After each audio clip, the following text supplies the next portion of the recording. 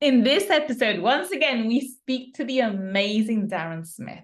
Daren is a film producer, an author, a founder of Craftsman Creative, where he shares his experience with creative entrepreneurs and business owners to help them build and grow their awareness, engagement, and revenue using his movie framework. And today, we're talking about how to show your value without a sales pitch. Let's find out. And remember, if you want to upgrade your money mindset, then click on the link www.millionairefoundations.com and watch my free training.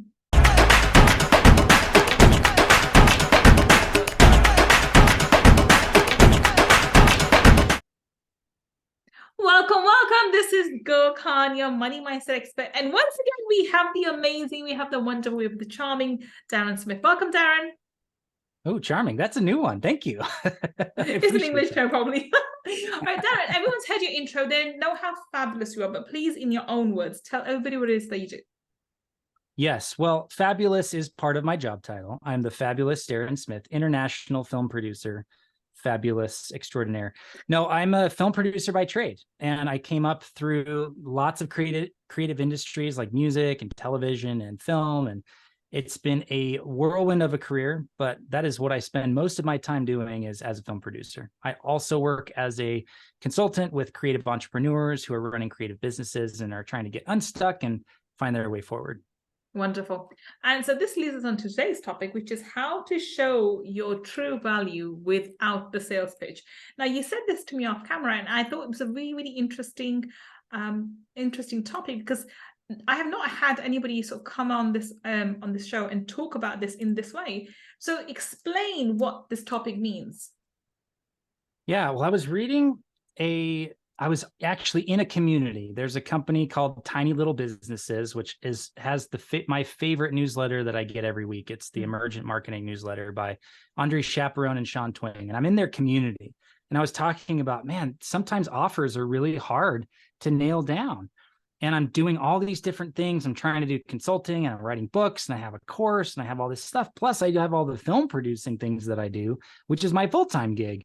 And Sean, who's one of the owners of the company, said two things to me, which were really essential. So the first thing he said was, look, many million-dollar businesses have been built off of one audience, one channel, and one offer. So he was essentially telling me, you're doing too much. If you just focus on one thing, you could get it to 6 or even 7 figures. You're just trying to do too much, and it's diffusing your energy and your focus. Well, that was a mind-blown moment. But then he followed it up with one of his favorite keys to success was to align what you do with the people who already overvalue what you do. What on earth does that mean? So that's what we were talking about. Yeah, exactly. Yeah, because I know it's very difficult. I know I've heard about people valuing your services, and the more you charge, the more people value your service. But overvalue is the first time I've heard that phrase, to serve people who overvalue you. So that's interesting. Yeah. So let me give you a personal example to kind of highlight this this idea or this concept. So last year, 2021, I published a book, and it's called Craftsman Creative: How five-figure creators can build 6-figure businesses. I should know the subtitle of my own book, but here we are. So I wrote that, published it in 2021, and, sold a massive 250 copies. I probably have gifted 1,500 copies by now, but I've sold maybe 250. And I was trying to figure out, how do I get this book out there? And a friend and mentor of mine said, look, you should get on podcasts, get on 4 or 5 a month and get in front of other people's audiences, because if they spend an hour with you, A, they like you and they thought it was valuable enough to listen to you, but that's where you're going to try it, or where you're going to find your super fans. Because the people who listen to you for an hour, they're the ones who are going to go to your website, click on your social, follow you 2 or 3 places, start listening to your podcast, and they become your true fans. I was like, great, I'll start doing that. So I just started saying yes to every podcast and doing outreach and just trying to get on as many shows as possible. And after about 6 months, none of them had really moved the needle. My newsletter hadn't grown, my social following hadn't grown.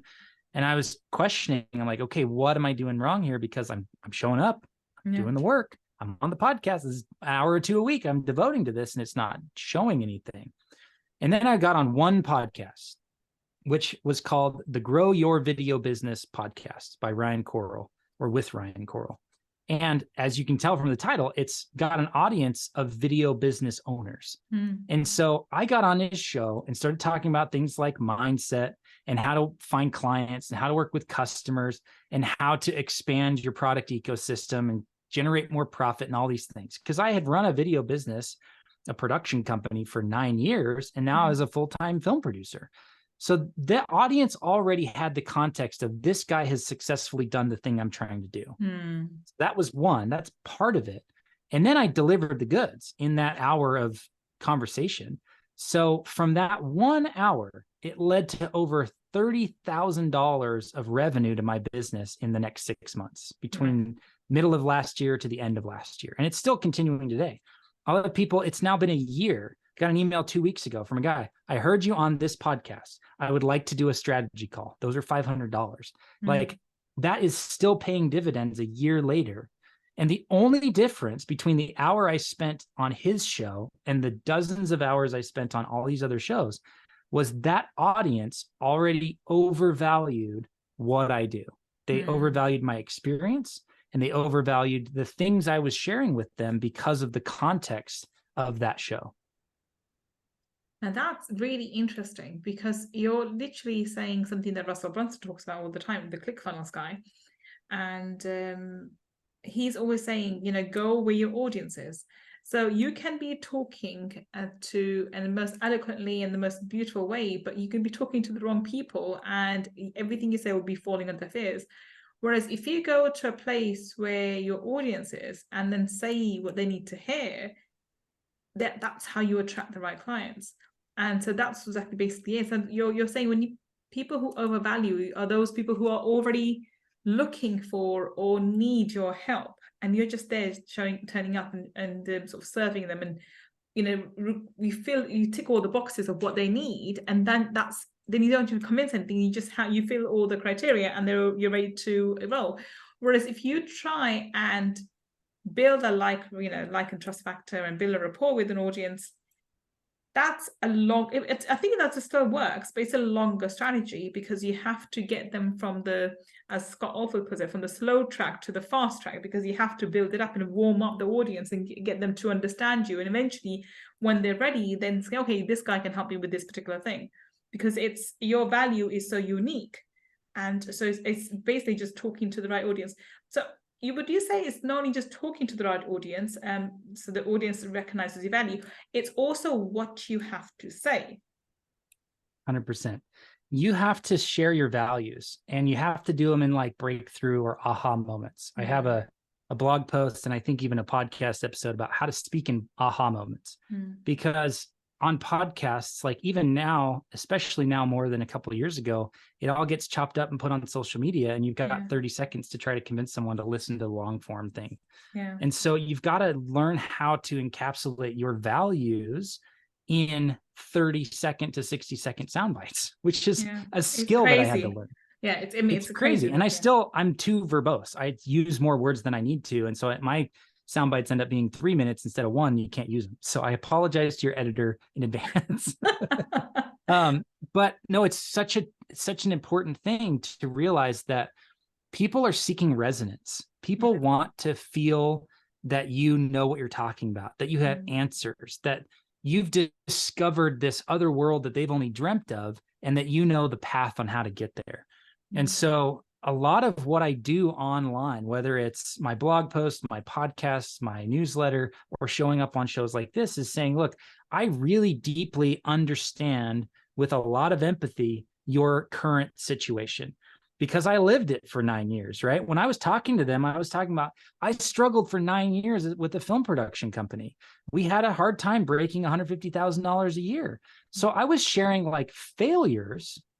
And it's not that I had built a 7-figure business and that's why they trusted me. It's because I deeply understood their frustrations and their struggles. So once I could say, then I unlocked this thing where I was actually able to 4x my revenue in 2 years. I was able to fire my worst clients and hire bigger, better ones, and people that paid on time and respected my creative opinions and all those things. Those are all the things that they desire, that audience specifically. So I was speaking directly to their current frustrations. And then I was highlighting how there's this magical thing that happened, and all of a sudden I got the results that they want in their life as well. And when you do that, what happens is there's a gap. You've created a gap, and you can use this for good or for evil. And I urge everybody here to use it for good, because the evil version is, and evil is a strong word here, so go with me, but you get on Instagram and you start scrolling reels, and what do you see? You see success porn. Yeah. Right. You see all the people posting their wins, posting their beautiful spouses and partners, posting their big wins with their business, the money they raised, the car they bought, the exit they had. And you have a gap now of where you are, and you don't have these things that you're seeing. And you're scrolling. We do it to ourselves. Yeah. Oh gosh, it's pernicious. So we feel like we're doing something, we're inspiring ourselves, we're motivating ourselves, but really we're just demoralizing ourselves over and over. It's so bad. Please get off social media. That's one of my values. No. So that's the like not good version, or the evil version. Yeah. The good version, the shadow is side. saying, yeah. The good version is saying, I know where you are and I have empathy for you, but I also have experience and expertise. So I know where you're trying to get, and I can help you get there for the low price of $99,999, whatever, right? Don't do that, but just invite people on the journey. And the people who already overvalue what you do, you're speaking their language, you understand them, you're empathetic, and now you can speak with authority on, here's how I achieved this outcome. Yeah. And don't use it for like, and now get in my ClickFunnels and I'm going to upsell the next week. Don't do that, because then you've destroyed all the goodwill that you've built up over an hour of a podcast episode. But invite them to join the journey. Check out my free podcast, check out my blog, check out my free newsletter. Give a bunch of value before any transaction occurs. That's how you build that know, like, and trust factor. Because if you're giving them answers and you're helping them succeed and make progress before you've ever asked for any dollars, well, guess what happens when you finally have an offer to put in front of them?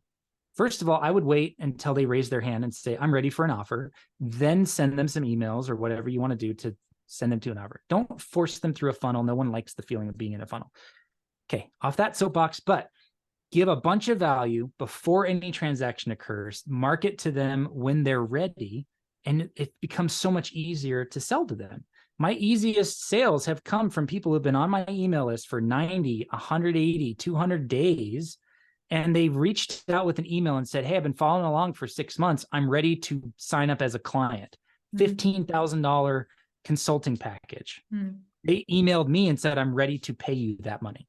I don't have to do any hard selling because they already know my values, and they already know that I have the authority and experience and expertise to help them get the same outcomes. Sorry, that was a really long-worded answer. But I completely agree with it. You're basically saying build up some equity in terms of equity in your favor, which is, thinking from karmic point of view, if you're giving good without the ulterior motive, okay, how, I can give so much content out, I can do all this, and then I want to get X, Y, and Z back. If you hold the belief that as long as I'm giving out really high quality content and I'm reaching out to people, I'm helping people, but the way the universe works, it has to come back to you. You can't give something without coming back to you, good and bad and ugly, by the way. So it works both ways. So it's brand equity as well. You're building up this rapport, you're giving it the information. And something else I want to touch upon that you said, it's also sharing your journey. So I have come from all sorts of, ups and downs in my life. And to some people, I may seem successful, a podcast and multiple businesses. And, some of them are 7 figures going on to 8 figures now. I still share my journey as this, lawyer turned money mindset coach, turned bimbo, turned mummy, turned, mushy brain, whatever. And I am severely dyslexic. So I own that. I own that and wear that like a badge of honor. I make mistakes all the time. I fumble over my words. And yes, I can be very articulate. I can be all things. But the most important thing is I share the things when I fail. So I'm very open. One of my episodes that we have for Money Mindset is Monday's episodes. And that's where I show everywhere where I've gone down, I've made a mistake or I've learned from it. I think that's so important to share. Don't you think so? Every time you fumble, be honest with your audience and share that as part of your journey so they know that you're a human being. Yeah. I have got a quote for you that perfectly encapsulates this. Mm. So this is from Sean Coyne. He's an editor at he was an editor for 25 years at these big 5 publishing houses, right? Mm. And now he works with like Stephen Pressfield and other people, has a publishing company, and he wrote a book called The Story Grid. So this comes from that book, The Story Grid, which none of your audience will care about that book, but this quote is amazing. How we are convinced finally to change is by hearing stories of people who risked and triumphed. Oh, yeah, 100%, 100% agree. That's with that. why we have to share our story. My best example of this was last year. I got on stage at the Craft and Commerce convention or conference up in Boise, Idaho, put on by ConvertKit. And I was sharing my story because I worked with one of the companies that had gotten a main stage presentation. They wanted me to be a part of it and share my story. So I got up there after they had talked about all these successful creators who had 1 million followers and 4 million followers and 7-figure businesses. And I got up and I was like, hey, check out my Twitter right now. 1,830 followers. But I have a 6-figure business. So you don't need all those big things. I'm sharing my story in real time as I'm going through it. Yeah. So every week in my newsletter, I'm like, hey, I learned this week. That worked. Hey, I met this person. They're doing something really cool. That looks like it's working. And I don't have that curse of knowledge where there's this gap between I did this where you're at 10 years ago, but now I'm here. No, I'm in the trenches with you right now. Yeah. And that's been a big thing that I've leaned into. And so many people have asked, like, why are you so open about this stuff? It's this: how we are convinced finally to change is by hearing stories of people who risked and triumphed. I'm going to risk it all, baby. Like, that's how I go about it. And I've had a couple of triumphs too. Yeah. And that's what's allowing other people to follow and believe in themselves and do the same. Exactly. This is the whole purpose of this podcast. And that's why we have Fired Feature. I like to showcase people who have done that. They've risked it all, like myself. I mean, we as entrepreneurs, as I said on Friday Feature, we are those, prone to risk or fall down, flat on our face, get up, dust yourself off. Okay, what have I learned? How can I move forward? Let's move forward. That's who we are as entrepreneurs, and we do that far often. I do it far too often, more than I like, but it's still, I've learned the lessons I've learned. I wouldn't have learned otherwise. I think this is why Friday Feature has a life of its own. It's really appreciated because people come on like yourselves who are these rock stars and they've got all these accolades to the names and they're all these achievements. But people need to know these are everyday individuals and who've gone on to do extraordinary things because they've had the courage to take those calculated. So we're not doing dumb risks, but we do calculated risks. Some risks are, end up working out. Some do not. Quite a few don't. But we get ourselves up, dust ourselves off, and carry on and take the learning from the ones that didn't work out, and then come back stronger. I mean, I've got one project at the moment which has gone horribly wrong for me in recent times, and I think I've done more learning on that one project so I've done more learning in the last 4 months than I have in the last 4 years of my business. It's a completely different business. It's a different area. So yes, being an entrepreneur, I can't be satisfied with property, with all the other things. I had to go into manufacturing, I had to go into another thing altogether. And I've literally, I would say the learning I've had and the reality check in terms of, I thought my business acumen and marketing skills and negotiation skills were so on top notch, realized, oh boy, they need improvement. This is what's important. And I share that so openly to say, look, I'm a work in progress. I messed up. I'm a money person and I messed up with money. But that's the whole point. The mindset is that I may be temporarily broke. I'm not poor. And that is the learning that we have to move forward with. And somebody else who listens to my journey said, oh, Gull messed up. She messed up big time. But look, she's where she is now. Okay, that means I can do it. And if I mess up, I know I'll carry on, I'll be fine. I think that's why that quote is so important. It's so, so important. Yeah, I'm glad that you have the same approach, because otherwise what we get is the perfect lifestyles on social media. That's our only guide as to how this is supposed to work. So if I don't have that, then I'm a failure. And then that belief that you're a failure prevents you from seeing any possibility. And so you don't take any action, you don't get any results, which completely goes in this reverse mindset where you start from a limiting standpoint and then you get worse and worse and worse. And Yeah, that sucks. 100%. So you need this flywheel that's going from your mindset dictates what's possible. And so you take action, and that massive action gets you results. And then you got a bigger mindset. And it's this virtuous circle, this flywheel effect, but it starts from that mindset. You have to start there. I'm going to add something else to it. I think people underestimate how long it took these people to be successful. So I saw a reel yesterday, which I thought was really, really valid. People like Iman, I always mess up his name, Iman Ganzi or something like that. He's a young entrepreneur in his early 20s. There's another YouTuber, Mr. Beast, I don't know his real name, but and there are a number of other these teenagers or or young men in the early 20s who are really, really, really successful. They're multi-millionaire. And I think Iman Ganzi is something like, I don't know, I think he's an 8 or 9 figure person. I think a 9 figure now. And for someone who's about 23 and doing that, it can be very intimidating for someone in the 30s and 40s, especially for a man. I think as a woman, I don't care so much, but I think men tend to compare more for whatever reason. And it can be intimidating, and it can be like, well, he's only in his 20s and I'm 40 and I still haven't figured it out. They started differently. They had a different journey. And considering that Iman Ganzi, he started, I think, when he was 14. And Mr. B started when he was something, 16 or whatever else. So these people have been doing these things for 7, 8, 9, 10 years. And only now after in the last few years have gotten results. And obviously then they've just taken off with the new industry, with YouTube and so forth. So I think another thing, the issue we have with social media is we are very quick to compare ourselves with the people who are younger, who are more successful, not realizing that they too have taken years to get to where they are. They just started at a very young age. Whereas we are starting, maybe people listening to this podcast, especially, a lot of them are in corporate world. So they are thinking about having an entrepreneurial journey when they're in the mid 30s, 40s, even 50s, or in 60s even, right? They've had this corporate career for the longest time, but now they feel that they want something different, or they feel dissatisfied with where they are, or they want to do something different. But now they look at all these entrepreneurs who are making 6, 7, 8, 9, 10 figures, and they're like, oh my God, I'm so behind. But everyone's journey is different, wouldn't you say? I would say, and I really feel strongly that we need to remove the goal from being a 7, 8, or 9 figure creator. That is such a small percentage of people. And you need so much less to have a successful, happy, thriving life.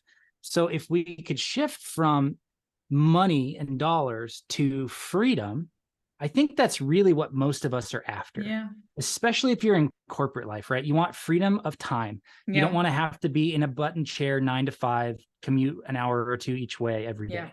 So having freedom of your time and location would be amazing. Having financial freedom, I would argue that most people in corporate world are already there compared to creatives and artists that are making 20, 30, 50, 80,000 a year. If you're making 6 figures in corporate world, you have the opportunity right in front of you to tweak your lifestyle a little bit, dial it down, put 20, 30, 50% aside. And in 2 or 3 years, you would have a year or two of runway to start your own creative thing. Move to another country, start a blog, do a travel Instagram, whatever it is that your dream is. You could have that in a year or two if you just shift your thinking. But if you think that in order to be successful, you have to have 10 million followers and $10 million a year, you're never going to even try because those numbers are too big. But in reality, most people with just a 6-figure salary would be more than free. Especially if you're making $250 or more, anywhere in the world, you can basically live a really nice life. I'm married with 3 boys, and we make low 6 figures and we have a really nice life. We have a 4-bedroom house on a 1/4-acre lot. But I chose not to move to LA where it's 2.5 times cost of living. Yeah. So it's just a little tweak and all of a sudden I'm thriving, right? Yeah. So, and then having freedom to work on something you're really passionate about, to have your purpose be the driving force behind the work that you do. So if you're really not getting that from your corporate life, well, you can actually find purpose in things that don't generate any revenue. And that's okay. Maybe your YouTube channel is to teach people how to date better, or how to clean the house in your 20s, or how to raise kids because you're a stay-at-home dad, or whatever it is. Who cares if it makes money, if it makes you happy and it gives you a purpose that brings some extra joy to your life? Not everything has to be directly related to a line item on your profit sheet, right? Or your balance sheet to where you're going, oh, well, I spent 10 hours this week on that YouTube channel and it lost money. Who cares? If you're in corporate life and you're making 6 figures and you want to have a YouTube channel and you want to go on a family vacation a couple times a year, my goodness, you could do that today. But we start to blind ourselves by thinking it has to be that big, crazy exponential scale. So we never try. And then the world is a worse off place because we have less people creating things that they're passionate about. Can you tell what I care about? I want a world where creators are thriving and our world is full of art and music and film and creativity. And that only comes by people choosing themselves and saying, I'm going to try. So please try. Please go do it. I love that. I love that. On that note, we're going to wrap this up. Any parting comments for our audience? Oh gosh, parting comments. I think pursue your dreams, guys and gals. Like whatever it is, start small. It doesn't have to be ground shaking or earth shattering or any of those things to start. So start with what you have. Start with your 10 friends and start a group chat, and then it turns into a blog and turns into a podcast and turns into a big thing. But let it, like you said, let it take time. I've made tens of thousands of dollars from my podcast and I have 100 listeners. Well, how does that work? It's because over time, I found partners that were listening to my podcast who then I partnered with, and they went and got sponsors for their podcast that we did together, and I got a 5-figure check. Okay, well, did my podcast directly make $12,000? No. But if I had not done the very small, simple thing of having 5 listeners, then 10, then 50, then 100, I never would have got the big opportunities. So you need to start by doing something. Pick one thing, do it consistently, give yourself time. I have a couple of posts where I say, the rule of 6 or the give yourself 100, where it's like commit to 100. Do 100 YouTube videos or 100 episodes of a podcast or 100 newsletter issues. My goodness, things are going to change at 50, 70, 80. Who knows what it's going to look like at 100? You could have a 6-figure business after 100 episodes of something, but you'll never know unless you give yourself the permission to go and do episode 1 and have it suck, and have episode 6 still be terrible, but you're learning. And then episode 10, you're like, oh, that was okay. And episode 50, you're like, I got this. So by episode 100, you're killing it and you're thriving. Fantastic. On that note, we're going to wrap up. Daren, tell us, how can you connect with you? Where can you find you on the internet? Awesome. I'm all over the interwebs at Daren T. Smith. So any social network, I'm basically there. And then my website is craftsmancreative.co. So there's a free scorecard you can take. There's a bunch of free resources there that'll get you started. If anything I've said today resonated at all, I've gone into a lot of depth between books and podcast episodes and newsletter issues. They're all there at craftsmancreative.co. So you can really choose your own adventure there. And then at some point, I'm sure we'll be able to chat. Wonderful. So if you're listening to us on the podcast, the links that I've just mentioned would be in the show notes. And if you're watching on YouTube, then down below in the description section, we'll have the link that Daren just mentioned as well. Check him out and see how he can help you. Thank you so much, Daren, for your time and for sharing your insight. It's been a wonderful conversation. Thank you so much. It's been great getting to know you and chatting with you. And hopefully we can do it again soon. And thank you for listening to me and Daren today on Money Talkies. I will be back with another amazing guest.